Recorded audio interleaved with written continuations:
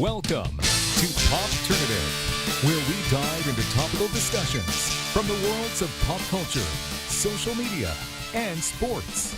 Here is your host, Peter Remoliotis, aka PD Beats. Hello and welcome to the Popternative podcast. This is the podcast where we have digital discussions in the worlds of pop culture, sports, social media, all that jazz. We love shooting the breeze on Popternative. As always, I'm your host, Peter Remoliotis. On Twitter, I go as PD Beats. Really excited to be joined by an actor, a Canadian actor. You might have seen him in several things. Specifically, you might have seen him on the drama series Between on Netflix. We're with Jack Murray. Jack, welcome to Popternative, man. Hey, man, thanks for having me. No problem. I mean, icebreaker, when did you kind of decide that you wanted to be a storyteller, like an actor on camera? Was there a certain time in your life where you decided you want to do that for a living? Yeah, well, my mom was an actress, so I was kind of exposed to it early on, and I did a little bit of stuff when I was a kid. I didn't actually know what I was doing, but I did some commercials and a couple like short films and so forth. And then basically in high school, I started drama class and enjoyed it, and then kind of through that got connected to Soul Pepper Theater Company in Toronto, and then through them got connected to my agent, and then I've just been doing it ever since. Absolutely. I find it interesting. So did you start doing theater as well? Yeah, so I haven't done a ton of theater, but I think for most actors, it's like the first thing you do, since you don't need a cameraman, you don't need any equipment, you basically just need a stage and a script and some performers, right? So that was how I started, I guess. Yeah. Because I find that interesting because we've had a lot of actors and actresses come on the show and they talk about how they started in theater. We had Behzad Dabu, who's in How I Get Away with Murder. He started as an actor in the theater. So I find that, and there's a lot of shows. I mean, CBC Kim Convenience, that was a play, I believe. Yeah, I think at Soul Pepper. Yeah, absolutely. Like it's really, that's an interesting thing. I didn't think it was gonna be the core. Like I didn't think the relationship was gonna be that big, to be honest. I thought it was gonna be kind of more associated with like a digital short that gets produced into a lot like a full-length sitcom. I didn't think the adaptation, because I see it a lot. It's really, really cool. How are you kind of adapting to kind of the non-stop changes of being an actor? Because we know that there's so many things, like we said, from the playwright to the big screen, from the digital short to kind of the full-length sitcom. There's so many changes going on, right? And do you find it kind of hard to kind of keep up and adapt as an actor with all these changes, all these formats and different content out there? Because it's crazy. Yeah, I mean, for myself, I don't change my approach. No matter what the project is. For me, there's a script, there's myself, there's whoever I'm working with. Maybe there's a camera, maybe there's an audience, but I'm still approaching it the same way. Mm-hmm. No, absolutely. Now, I mentioned it when I introduced you on the show. You were on Between, which was on Netflix, with Jeanette McCurdy and Abigail Winter, who we just had on the show a couple weeks ago. Yeah. Who's on Mary Kills People right now, and she knew exactly what I was talking about here. So there's 2 seasons of Between, and what I find interesting is Between was on Netflix, and I feel like there's a little bit of like a quote unquote like cult following of the show. I mean, I know so many people that watch it and that didn't hear about it until they saw it on Netflix and they binge watched the 2 seasons. I mean, it's pretty cool that it's a show like that had such a, and it's like Canadian production, had such a cool following from Netflix as well. Yeah, I think it had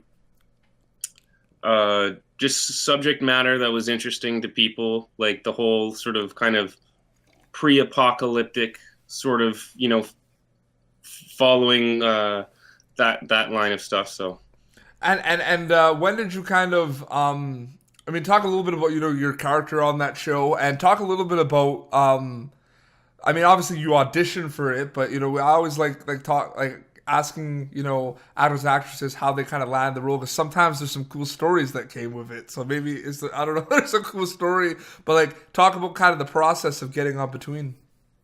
Well, yeah, I got the audition for it it was a straight to director producer session. So there was the casting director, the reader, the camera operator, but as well a producer and the show creator Michael McGowan in the room, and it was quite some heavy scenes for Mark, because it was basically it was from the first 2 episodes when he's basically trapped in prison. So there was some heavy sort of stuff. Well, it's a heavy show in general. It's very heavy in general. Yeah. So I just walked in. I did it. I had a couple sort of moments, like a couple bold moments that were kind of risks for an audition, where like there was the scene, like I think it's like the first episode, where I have the beef with the prisoner, right? Hector. Yep.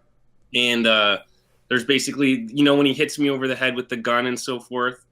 So that was one of the scenes we did in the audition. And I remember, I reacted to getting hit in the head with the gun, and I dropped to my knees, and I told them beforehand, like, I'm going to be doing this kind of move, which is a bit of a bold move for an audition. Did it. The camera came down with me, and I could tell right when I did it, like there was a bit of a, like kind of a gasp in the room of sort of like, I knew like I kind of like got them a little bit there. So I felt good about it when I left. And then I got the word, I think 2 weeks later. And it was a fantastic experience. No, for sure. I mean, the show is great for people who have not watched it. It's on Netflix between kind of a 2-part. I mean, we'll focus more on like the Canadian aspect of it, and then we'll talk in general. But it's a good time for Canadian film and cinema. It's not, that's not a secret. There's so many quality shows out there. Specifically, Kim's Convenience, Slasher is another really good one that I love. It's one of those things that there's so many of them, and you kind of have this opportunity to be part of between and do that. Are you kind of like, is that a consensus that people are kind of agreeing that, it is growing Canadian film and cinema, and the fact that there's new outlets like new mediums like Netflix and Hulu that are allowing these new stories to kind of get to many people and disseminate? Like, is that with, your friends or that are actors or producers or writers? I mean, is that a consensus that you see it growing and it's a good time for Canadian cinema and film? Cinema and TV? Yeah, I think...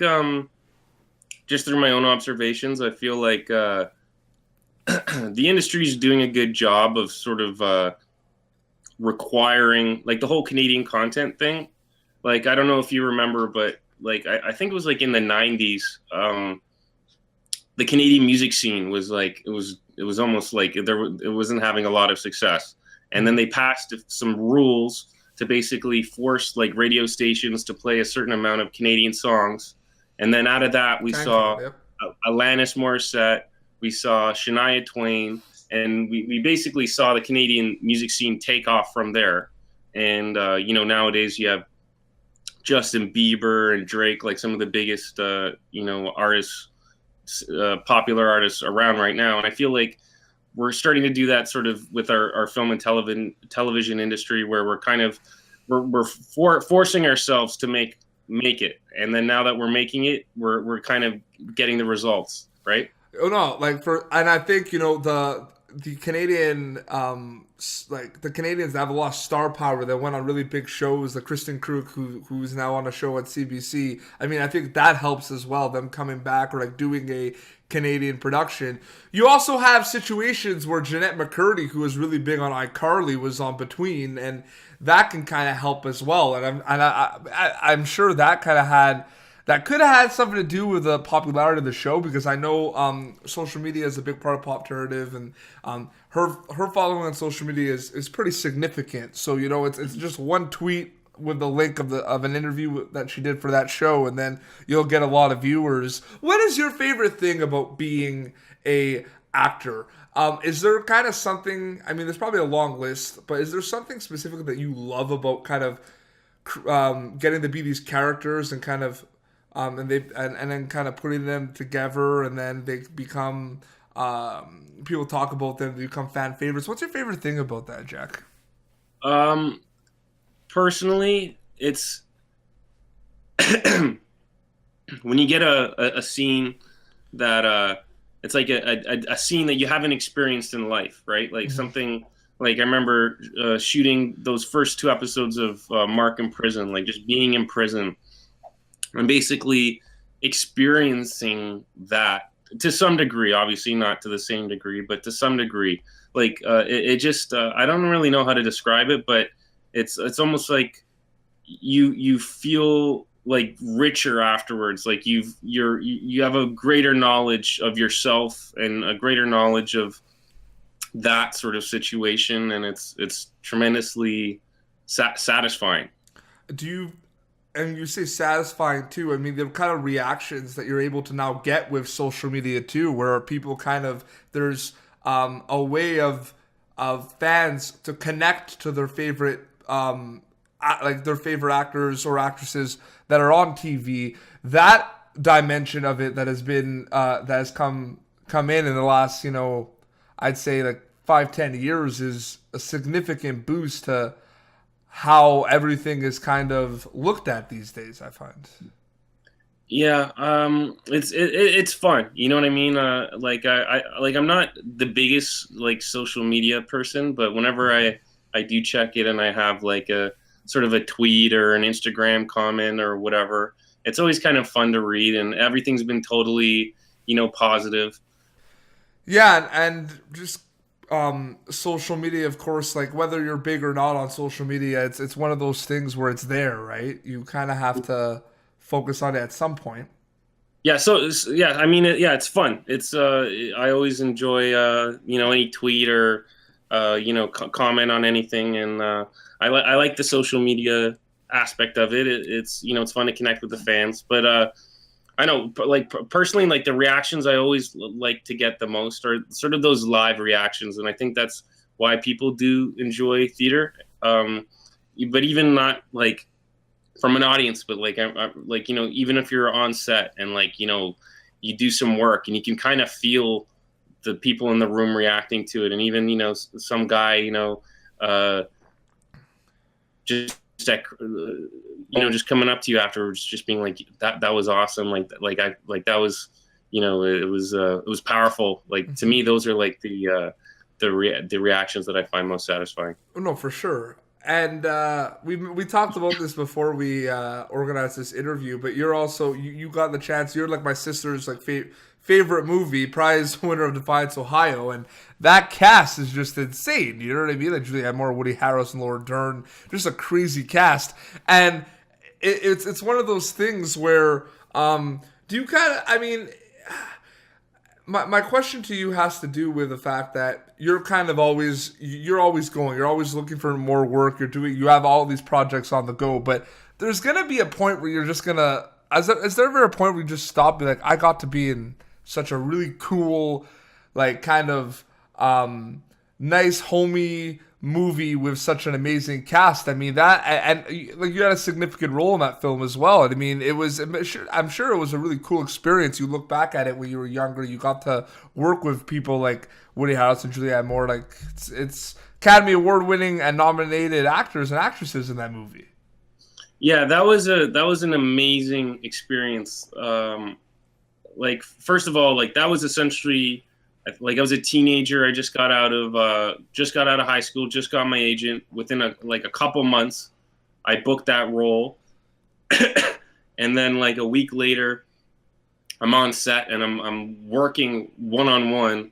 I think it was like one of the first scenes we shot was the scene in the car with Julianne Moore, and it was like it was an incredible experience, and it actually, I learned more as an actor in that shooting that I did ever in my life, because I remember I was so like over prepared for it because it was such like a big deal, right? Yeah. And I knew it was a big deal, so I kind of like over prepared for it, and I was like kind of mapped out everything that I was going to do, and I had like I had it all worked out, and we did the rehearsal, and I was very like kind of wooden, like doing like doing my pre-planned sort of acting that I had prepared for it. And I remember the director, Jane Anderson, who is a fantastic director. She came up to me and she said, "Just react to Julianne." And I remember just being like, okay, like it's very simple advice, and we've heard the reacting thing before in terms of acting, but it just made so much sense. And I remember just that scene, like I just decided, like, okay, like I respect this director. I'm just gonna listen to her. I'm gonna forget everything anyone told me heading into this. I'm just gonna go into the scene and just react.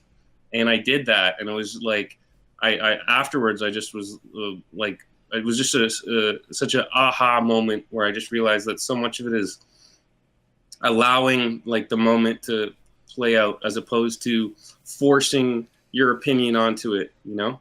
And I don't think there's like cliche or not, like, you know, getting the opportunity to work with, like, even if it's, you know, for one scene, getting the opportunity to work with like Julianne Moore, Woody Harrelson. I mean, it's going to be a top notch learning experience directly or indirectly either way. Yeah, I mean, I was definitely a student of the game there. Like I was watching Woody like pre-scene some of the things that he would do to sort of get himself where he needed to be.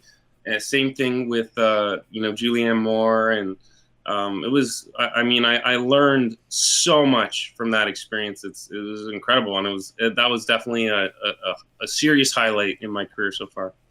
Very cool, very cool. I think we'll wrap up soon. But Jack, first of all, thank you so much for coming on the show. I really, really appreciate it. It's really cool to get a kind of your perspective and kind of those like behind the scenes like stories about, you know, the life of an actor. I really, really appreciate it, man. No, it's and I wish you all the best in the future. Now it's your time to kind of plug away. What can people look out for? What are you working on that you're allowed to tell us about? Where can people follow you on social media?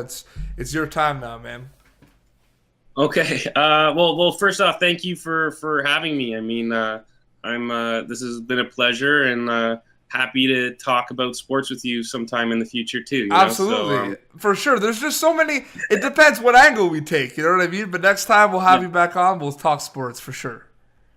Cool. So yeah, I believe all my social media handles are JackieBoy416.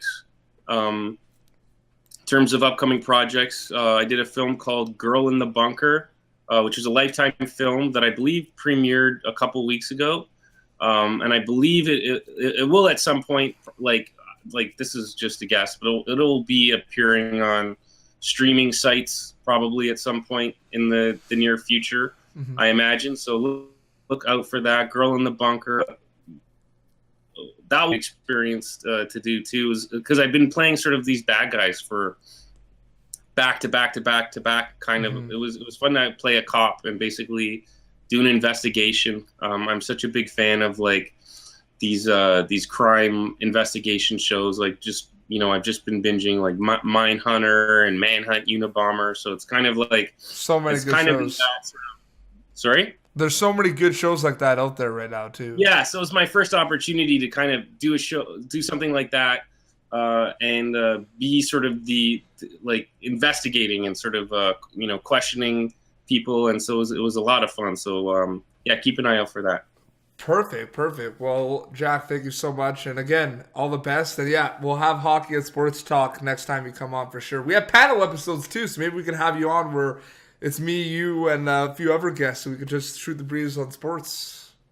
Cool, sounds good to me. Awesome. Well, this has been Popternative. You catch previous episodes Popternative on our YouTube page for the video episodes, and wherever you listen to podcasts, you can find the audio versions. We're everywhere: iTunes, SoundCloud, Spotify. We're everywhere. Popternative.com for more content as well, besides just podcasts. And until next time, it's Jack Murray and Petey Beats signing off. Thank you for tuning in to Popternative. Make sure to check out our past episodes of Popternative on YouTube. Be sure to like Popternative on Facebook and follow us on Twitter.